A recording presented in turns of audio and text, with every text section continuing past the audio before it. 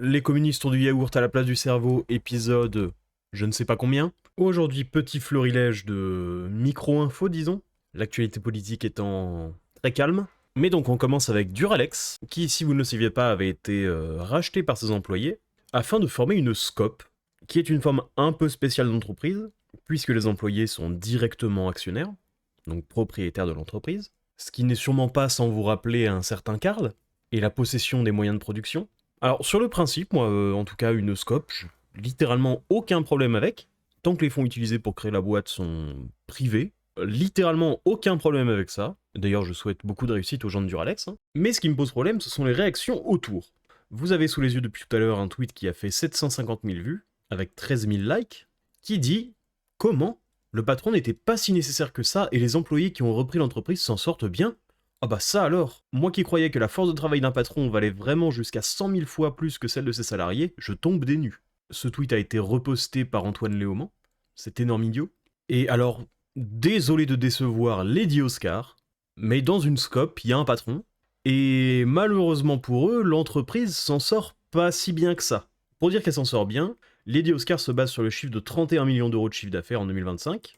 Pour commencer, c'est une prédiction, c'est pas le chiffre d'affaires de 2025 puisque 2025 n'est pas terminé.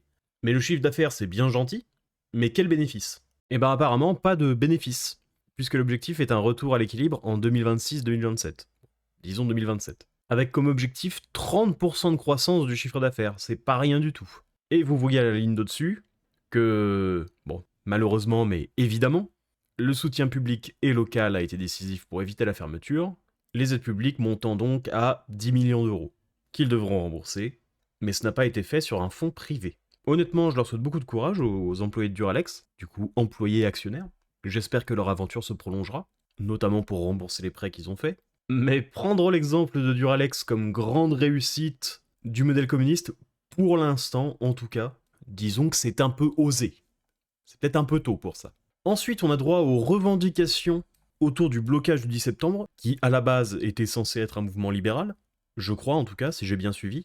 Mais donc, SMIC à 1800 net, retraite à 60 ans, 6e semaine de congé payé, 100% sécurité sociale, encadrement des prix des loyers, encadrement des prix de l'énergie, encadrement des prix de l'alimentation, retour de l'ISF, taxe des dividendes, taxe Zuckman, révocation des élus, RIC. Alors là, c'est frites à la cantine, c'est pina colada à la cantine, c'est massage des pieds à la cantine, là c'est la totale, hein. Pour les bénéficiaires évidemment. Parce que pour ceux qui payent, c'est coups de fouet, incinération, écorchage, c'est là, là aussi il y a la totale. C'est quand même incroyable de vivre aussi détaché de la réalité que ça. Parce que allez, faisons un petit exercice mental. Imaginons que la France n'est pas du tout endettée, vraiment 0% de dette, et allez, on paye tout ça avec de la dette pendant quelques années. Inflation, coût absolument délirant et inflation. Perte massive d'attractivité des entreprises pour la France, coût absolument délirant et inflation. Nombre de logements inoccupés qui augmente, pénurie d'énergie, pénurie de nourriture, fuite de patrimoine, donc emploi qui chute, baisse de l'investissement, donc emploi qui chute, taxe Zuckman, MDR, révocation des élus. Bon, j'imagine que, vu le profil, c'est révocation des élus un peu trop à droite, donc ça commence au PS. Et RIC, ça bien, ouais, bravo. Une bonne revendication sur 12. Bravo les gars.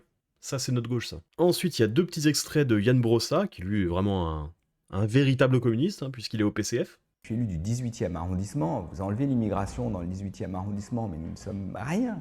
Nous sommes le fruit d'un mélange puissant qui fait que cette ville, elle est intéressante. Mais d'ailleurs, oui, tous les touristes vous le diront. Moi, je veux découvrir Paris pour la diversité du 18e arrondissement. L'architecture, non, c'est rien de spécial, ça, on voit ça partout. La culture, non, non. Tu sais, les musées, une fois que t'en as fait un, tu les as tous faits. Hein. La tour Eiffel, la beauté globale de la ville, non. Tout ça, par rapport à la diversité dans le 18e, ça ne vaut rien, évidemment.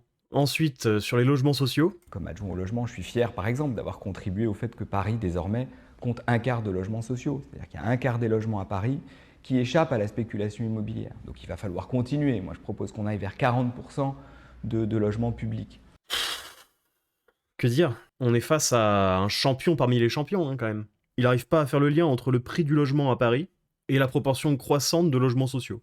Remarque, ça irait bien avec ça, hein. Mais ils se rendent vraiment pas compte des énormités qu'il balance, quand même. Le marché de l'immobilier, le pauvre, il a un boulet au pied, un gilet lesté, 3 mecs qui le retiennent, et une jambe en moins. Et ça, Yann Brossa est content d'y avoir participé. pour ne pas que les logements ne subissent la spéculation financière, hein, quelque chose. En réduisant la taille du marché de l'immobilier, Yann, qu'est-ce que ça fait en général? Il est communiste, donc il ne pourra pas vous répondre, mais demande égale et offre qui baisse, ça fait une augmentation de prix. C'est pas de la spéculation, c'est juste une réponse normale du marché. Tu rajoutes à ça les DPE, et le nombre innommable de réglementations autour de l'immobilier, c'est absolument normal que tout coûte aussi cher. C'est pas une histoire de spéculation du tout. Voyons. Et le meilleur pour la fin, Antoine Léaumont qui poste tout fier le résultat de son Politiscales, qui est un test que vous pouvez faire en ligne. Je vous mettrai les liens dans la description si vous voulez le faire. Mais quelle horreur! Autant il y en a certains, on s'y attend. 93% de progressisme, je suis étonné que ce soit si bas presque pour le communisme, pour lui. 88% de régulation, déjà 7% de laisser-faire aussi, c'est beaucoup pour lui. Full écologie, full révolution, vu qu'il dit populaire après, ça va, ça passe. Très étonné que ce soit si haut en nationalisme. Mais les deux lignes les plus choquantes, qui devraient choquer en tout cas, ce sont les deux premières.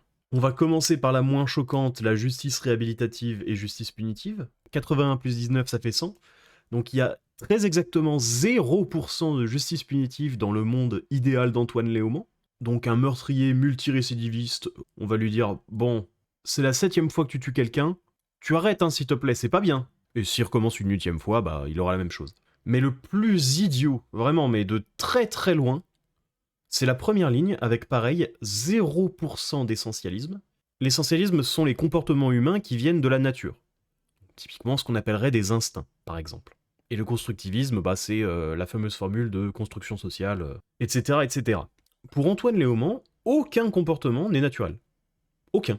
L'attirance sexuelle, les préférences, tout ça, c'est construit par la société.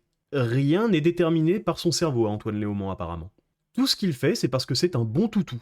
Pour Antoine Léaumont, la biologie est un mythe. À lui, c'est même pas du yaourt qu'il a à la place du cerveau, c'est que dalle. Pour lui, il n'y a aucune prédisposition à rien du tout.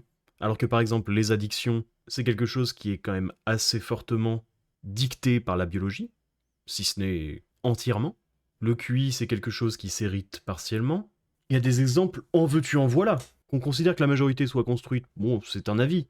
Je suis pas d'accord, mais c'est un avis. Mais qu'on considère qu'il n'y a rien qui soit influencé par la biologie, ce mec est un caillou intellectuellement. Pas dans le sens c'est un roc, il est indestructible, hein. Au contraire. Comment c'est possible de voter pour quelqu'un comme ça, sérieusement? J'ai pas attendu de voir son Politiscales pour savoir que c'était pas quelqu'un de très brillant, mais là c'est QI à 2 chiffres et le chiffre ne commence pas par 9. Et à l'opposé du spectre économique, on a la spécialité du capitalisme qui est l'innovation, qui fait vraiment des miracles. Pour une fois, je vais vous parler de choses un peu plus joyeuses que d'habitude. Avec cette histoire que vous avez très sûrement vu passer, puisque c'était il y a un petit moment. Enfin, il y a un petit moment, c'était il y a une semaine. Mais le plus grand prématuré du monde, né à 21 semaines, a fêté son premier anniversaire, donc le 25 juillet. Bon anniversaire à lui, il revient de très très loin, le pauvre. Il revient de très très loin, le pauvre, comme je vous dis. 284 grammes. Et dans un style tout autre, les avancées de Tesla par rapport à la conduite autonome. Ah, ça c'est vraiment... ça fait rêver, hein. D'un côté, on a des avancées absolument extraordinaires, que ce soit en médecine, en confort, en énergie avec le nucléaire, avec tout ce genre de choses, qui offrent un confort de vie tellement supérieur. Et de l'autre, on a Antoine Léaumont, qui se bat avec lui-même pour essayer de répartir un maximum la pauvreté, qui est capable de te dire que les files d'attente, c'est mieux que le marché pour répartir les choses, qui est un énorme fan du grand bond en avant de Mao. Je ne comprends pas comment le communisme est aussi vendeur, sincèrement. Si la vidéo t'a plu, n'hésite pas à t'abonner, à regarder une autre vidéo, à faire un petit passage sur la chaîne principale, à liker et à commenter.